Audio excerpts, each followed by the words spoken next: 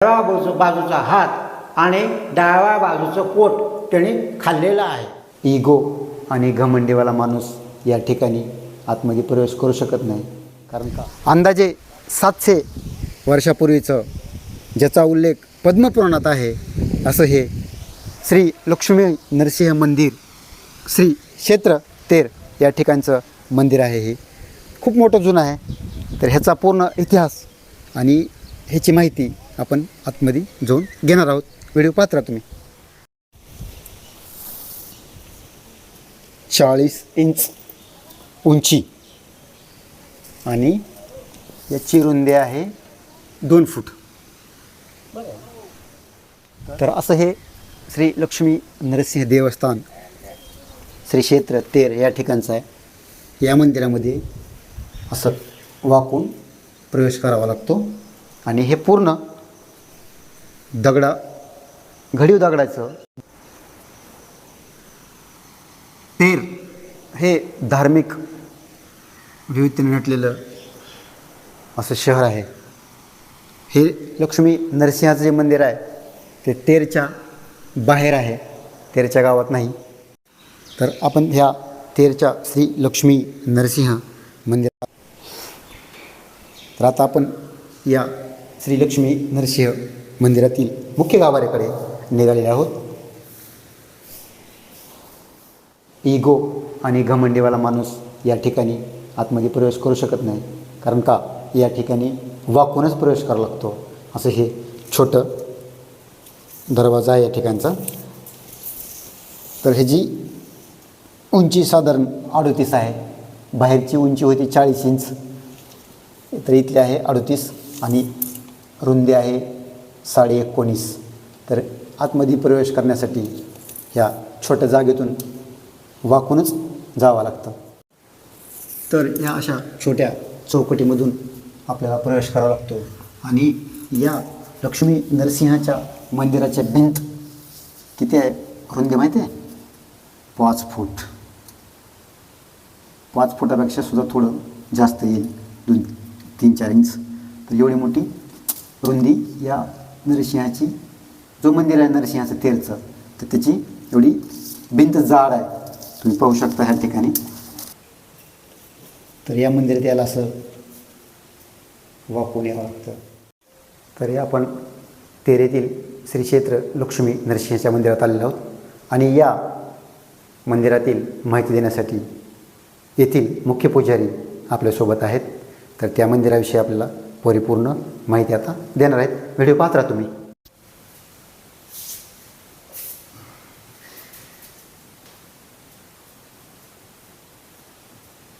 मी सुरेश दत्तात्रय बडवे, त्रिविक्रम आणि नरसिंह मंदिर तेर येथील पुजारी आहे।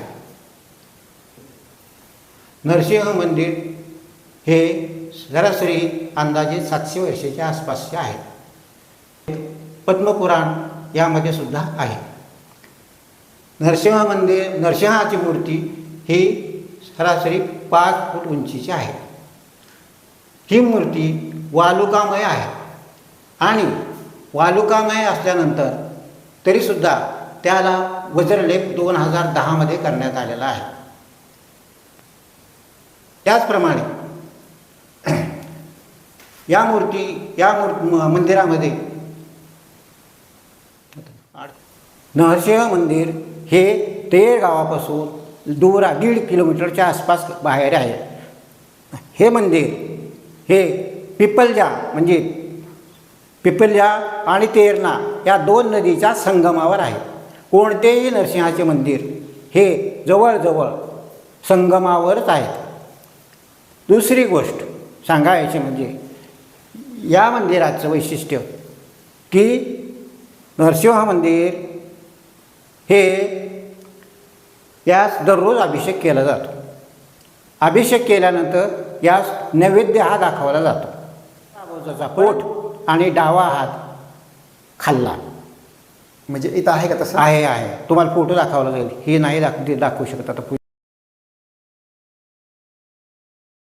महाराज मला एक सांगा हां, की आपल्या महाराष्ट्रातले किंवा देशातले हे असे पुरातन जे मंदिर आहेत त्याचे दरवाजे असे छोटे बनवण्याचा पाठीमागचा उद्देश काय असणार आहे?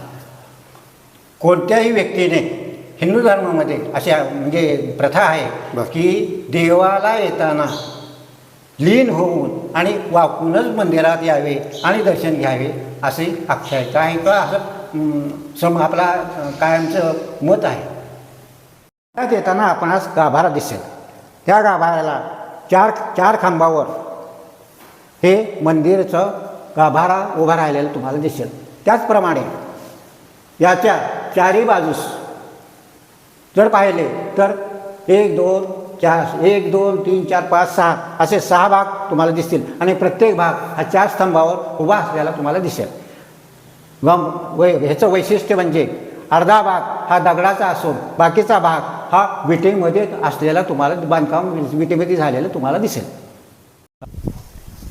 तर आपण या प्रदक्षिणा तुम्ही जर कधी तेरला आले तर या तेर गावापासून साधारण कुठल्या 1.5 किलोमीटर कुठला रोड आहे? हा कोळेवाडी रोड. जो तेरमधून रोड गेलेला आहे त्या रोडच्या डाव्या बाजूला हे श्री लक्ष्मी नरसिंह मंदिर आहे. या ठिकाणी तुम्ही आल्यानंतर या ठिकाणी अतिशय शांत वातावरण आहे. मन या ठिकाणी आल्यानंतर जे की मनातले काही प्रश्न असतील ते हे या ठिकाणी सुटतात असं म्हटलं जातं आहे. आणि प्रसन्न वातावरण आहे या ठिकाणचं. शांत आहे, घोंगट नाही, कुठला कालवा नाही. अतिशय नयनरम्य हे पुरातन मंदिर आहे. या ठिकाणी पाहू शकता तुम्ही हे दगडं जे आहेत दगडी बांधकाम आणि विटेचे बांधकाम, दगडी बांधकाम आहे आणि त्यावर विटेचे बांधकाम आहे. अतिशय सुंदर ह्या ठिकाणी तुम्ही पाहू शकता. ह्या ठिकाणी दाखवा झूम करून. तर बघा हे सुद्धा वर घ्या. चांगल्या सुस्थितीमध्ये एकूण 5 कलश आहेत. 5 कळस आहेत. त्यापैकी 4 कळस हे 4 बाजूला असून 5वा कळस जो मुख्य आहे तो मोठा असून तो उंच आहे.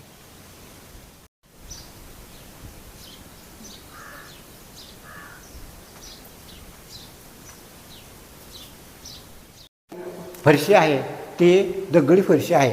चौबाजूने प्रदक्षिणा घालताना सुद्धा तुम्हाला दगडी फरशीच दिसेल.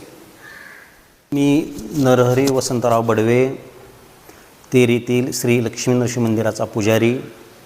आपण ज्या मंदिरात आलो ते श्री लक्ष्मी नरसिंह मंदिर हे हेमाडपंथी मंदिर असून या मंदिराला एक मुख्य शिखर व 4 उपशिखरं आहेत, पूर्व, पश्चिम, दक्षिण, उत्तर. या नरसिंहाची कथा अशी आहे. शंकर पार्वती नाचगाण्यामध्ये तल्लीन असताना पार्वतीचं राक्षसाने हरण केलं व तिला मेंढी रूप धारण केलं. शंकर शांत झाल्यावर पाहतात तर पार्वती नाही आहे. शंकर विष्णूकडे गेले.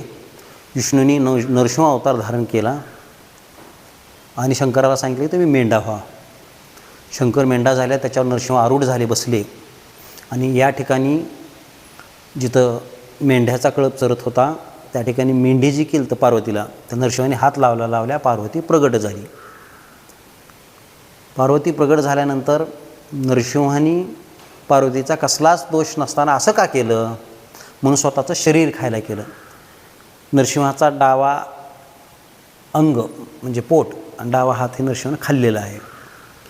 शरीर खात असताना सर्व देव भयभीत झाले. त्यांनी लक्ष्मीकडे धावा केला. लक्ष्मीने शांतीपाठ स्तवन केल्यानंतर नरसिंह शांत झाले.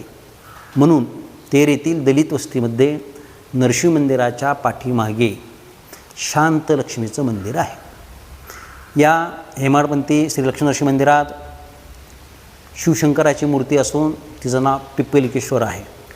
आणि या मंदिराच्या संदर्भातला जे शिवशंकराचं मंदिर आहे ते तेर येथील राज्यात सर्वात पुरातन असलेल्या त्रिविक्रम मंदिरामध्ये मेंढेश्वराची मूर्ती आहे. मेंढेश्वराची शाळुंका हे पूर्वाभिमुख असून पिंडीवर आहे म्हणून याला मेंढेश्वर म्हणतात.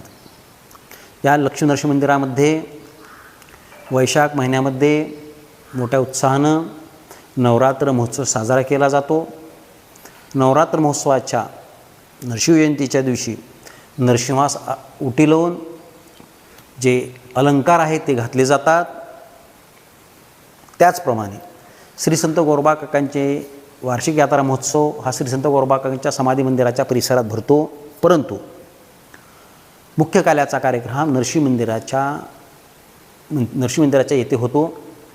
श्री संत गोरोबा काकांची पालखीसह अनेक दिंड्या यामध्ये सहभागी होत असतात. 13व्या शतकामध्ये गोरोबा काका या ठिकाणी येऊन काल्याचं कीर्तन करत होता. ती प्रथा आज ही परंपरा चालू आहे. त्या काळी गोरोबा काका उपस्थित सर्वांना कीर्तन करायला लावायचे, जिथं चुकत असेल तिथं मार्गदर्शन करायचे. तीच प्रथा आज उपस्थिती कीर्तन म्हणून इथं परंपरेनुसार चालू आहे. उपस्थित जेवढे आहेत फडकरी त्यांना सगळ्यांना कीर्तन करण्याची संधी आहे. या राज्यातून मोठ्या प्रमाणात भाविभक्त येत असतात. दर शनिवारी पौर्णिमा, नवरात्र महोत्सव, श्री संत गोरोबा काकांचा वार्षिक महोत्सव या काळामध्ये मोठ्या प्रमाणात भाविभक्त या ठिकाणी दर्शनासाठी येत असतात. तेर येथील पुरातन हेमाडपंथी मंदिर जे आहे ते पिपिलेश्वर ओढा व तेरणा नदीच्या संगमावर आहे. श्रावण महिन्यामध्ये मोठ्या प्रमाणामध्ये भाविभक्त या ठिकाणी स्नान करून श्री लक्ष्मी नरसिंहाचं दर्शन घेतात.